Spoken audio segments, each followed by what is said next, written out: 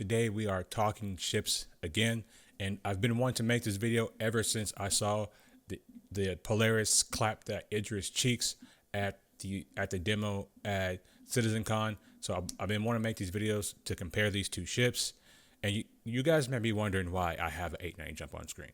Okay, I have an 890 jump on screen because it is also a capital ship, and it's also kind of almost the size and length of the Idris, but the Polaris is smaller than the 890 jump. So I just wanted people to see a visual comparison in size to some of the other ships that are currently in the game, because we know we can fly the 890 jump and we can't fly these other two ships currently. I mean, you can fly the Idris, but it's a little bit jank the way you got to get it. So let's get right into this comparison.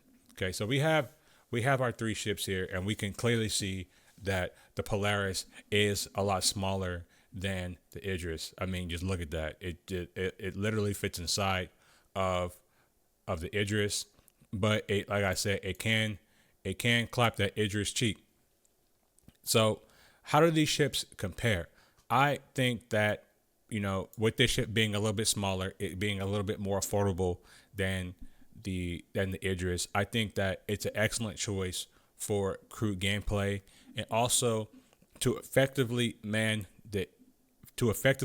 the Polaris, you only need 6 people versus the Idris, you need 8.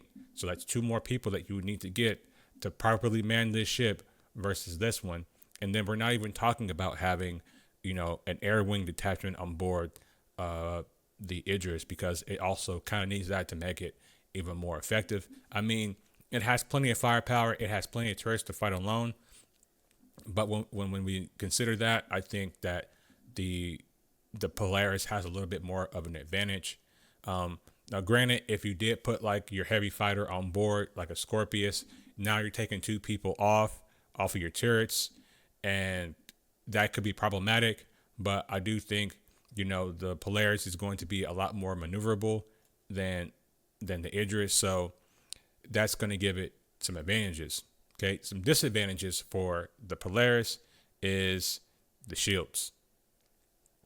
The shields are a big disadvantage with it being a capital ship and only having large size shields. I mean, we all know how CIG is. They like to change things, and they change things with things like the Spirit C1. They change some things with that, and they could potentially change some things with the Polaris as well. We just have to kind of wait and see, and just take kind of what I'm saying with a grain of salt. I'm mostly just giving my opinions here, guys. I'm not trying to tell you guys that CIG is going to do one thing or another. I'm just giving my experience, especially like being in the Navy. I think it kind of relates to being in a space Navy, because a lot of the things kind of translate to each other. Okay, so with the Polaris, of course, you have those big size 10 torpedoes, which I think it's going to be crazy to see those things in action on the live servers. I personally can't wait to see it. I wonder if they're going to be significantly slower than the size 9s, because you can shoot down a size 9 torpedo if we have competent turret gunners.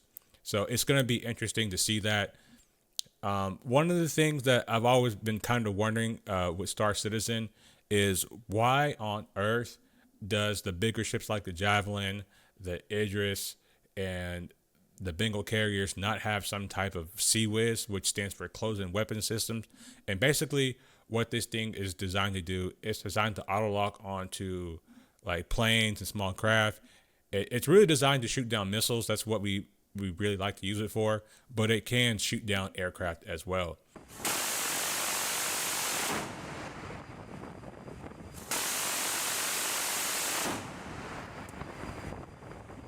And of course, like I said earlier, you can use the turret gunners to shoot down, but it would be nice to have like a man CWIS to make it a little bit more balanced in the game, to where someone can man that, and their only job is to find and to lock on to missiles.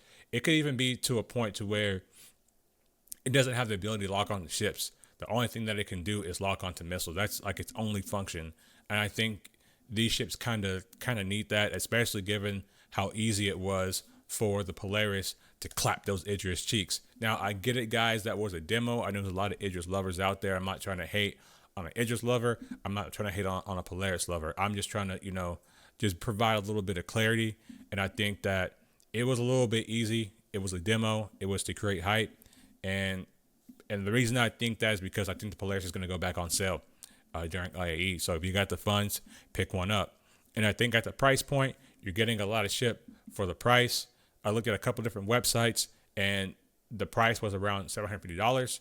So if you consider an A2 costs $700, and this is only $50 more, I mean, at this point, you know, I'm an A2 lover. You know, you guys know me, like I'm A2 all day.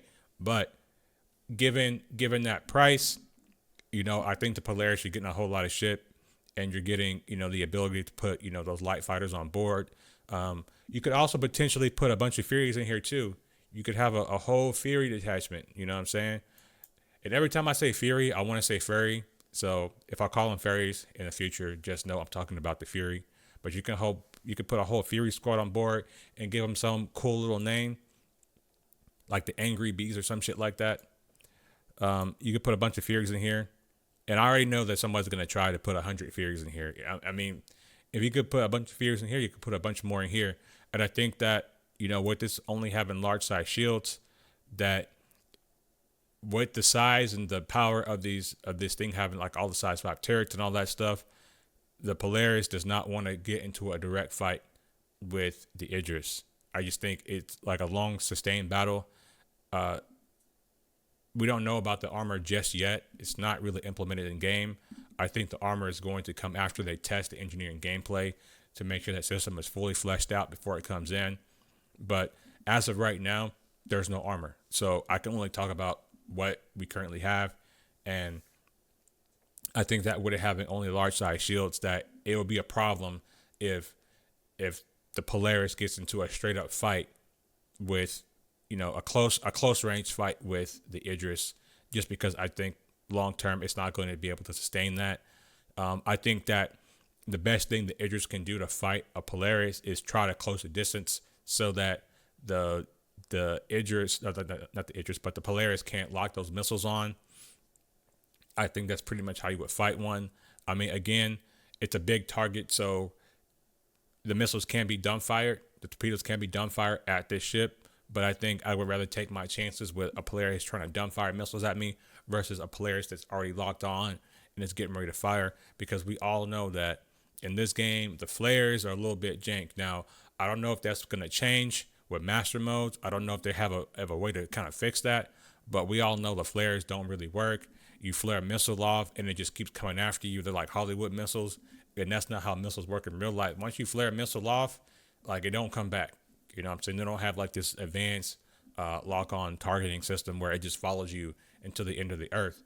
You know, it don't work like that. But I think all in all, I think the Polaris is going to be the better bargain. I think that with its size, we're going to be able to spawn it at a lot of locations, and that's why I had the 890 on here, because the 890 you can pretty much spawn at any place with a docking port. I don't think that you can spawn it at, maybe you can spawn it on some of the landing places, but most of the time I see people spawning these at pretty much every space station. But with this one being a little bit smaller, I think that potentially you'll be able to spawn this on ground locations too, talking about Microtech, Area 18, and Lorville. So I think that with its size, it's going to give a little bit more versatility to players, to where it's not going to be, you know, directly spawned, like I said, at only reserved at spaceports, which I think that the Idris is only going to be pretty much like, you're going to have Orison, and then you're going to have maybe like the space stations. I don't think like all the space stations will be able to handle spawning in at Idris. I think that's only going to be reserved for certain spaceports, but we'll see. We'll see. Things are always subject to change, and CIG is always constantly changing their space stations and how they operate. So we'll just see. That's going to be my video, guys. Comment down below, which ship do you think is better? And if you had the money, which ship would you buy? I'm going to leave my money a little bit more towards the Polaris, just because it's a little bit more affordable. It's a little bit more versatile. And I think that with it only needing 6 players to effectively man it, I think that it's going to provide better crew gameplay. But that's going to be my time, guys. Comment down below. Tell me what ship that you want, Tell me what ship you think is better, and I'll see you guys in the next one. Take care of yourselves. Peace.